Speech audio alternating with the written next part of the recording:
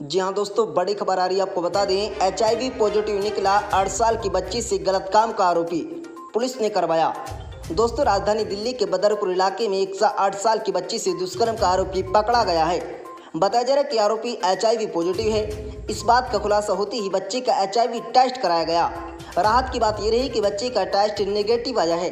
दोस्तों, मिली जानकारी के अनुसार दिल्ली पुलिस इस मामले की सूचना 15 को हुई थी, जब थाना बदरपुर में एक बच्ची की मां ने शिकायत दर्ज कराई थी कि पास में रहने वाला एक युवक उनकी 8 साल की बेटी के साथ गलत काम करता था। जिसके बाद दिल्ली पुलिस ने इस मामले में बच्ची का मेडिकल करवाया और फिर FIR दर्ज कर आरोपी युवक को गिरफ्तार कर लिया था।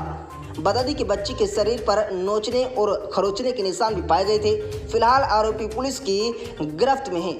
दोस्तों, बच्ची अपनी मां के साथ अकेले किराए में कमरे में रहती है।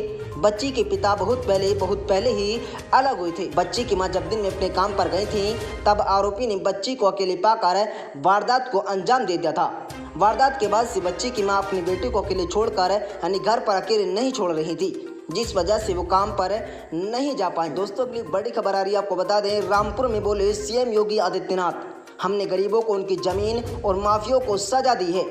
दोस्तों, उत्तर प्रदेश के मुख्यमंत्री योगी आदित्यनाथ मंगलवार को रामपुर में एक रैली में पहुंचे। वहां उन्होंने जनसमूह को संबोधित करते हुए कहा है कि पहले भूमाफिया गरीबों की जमीन पर अतिक्रमण करते थे और अक्सर उन्हें प्रताड़ित करते रहते थे। सत्ता में आने के बाद हमारी सरकार ने गरीबों को जमीन वापस दे दी है और ऐसी माफियाओं को उचित सजा देने के साथ ही उनके खिलाफ कड़ी कार्रवाई की। मालूम हो कि लोकसभा उपचुनाव के प्रचार का मंगलवार को आखिरी दिन है। मुख्यमंत्री योगी आदित्यनाथ रामपुर से लोकसभा सीट पर भाजपा के उम्मीदवार घनश्याम सिंह लोधी के समर्थन में प्रचार करने पहुंचे थे।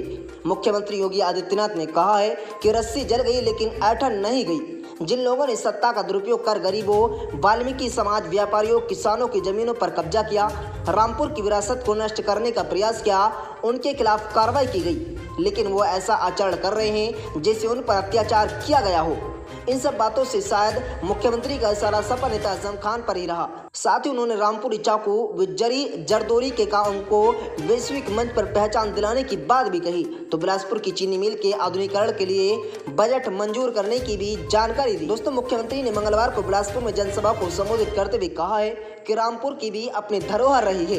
कुछ लोगों ने रामपुर की धरोहर को नष्ट करना अपना जन्म सिद्ध अधिकार समझ लिया था, लेकिन भाजपा सरकार ने कहा है कि धरोहर को नष्ट नहीं होने देंगे और खिलवाड़ नहीं करने देंगे।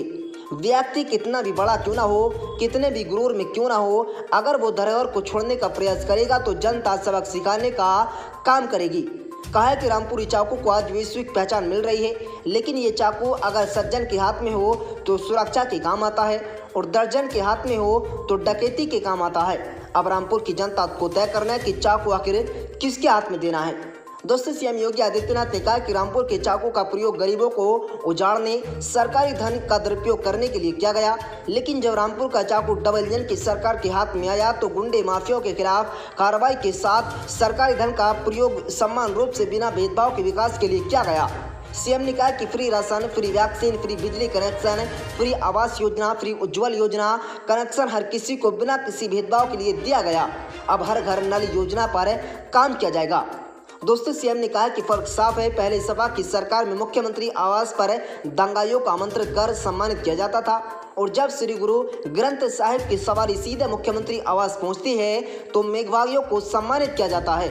गुरु गोविंद सिंह जी महाराज के साहिबजादों की याद में बाल दिवस मनाया जाता है। योगी आदित्यनाथ ने प्रधानमंत्री के नेतृत्व को योग व कोरोना के बेहतर प्रबंध के लिए वैश्विक पहचान की बात कही।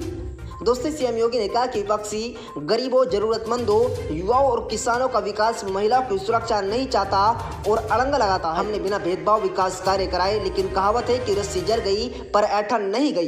कोरोना काल में हमने जेल के अंदर और बाहर भी लोगों को मुफ्त उपचार करवाया।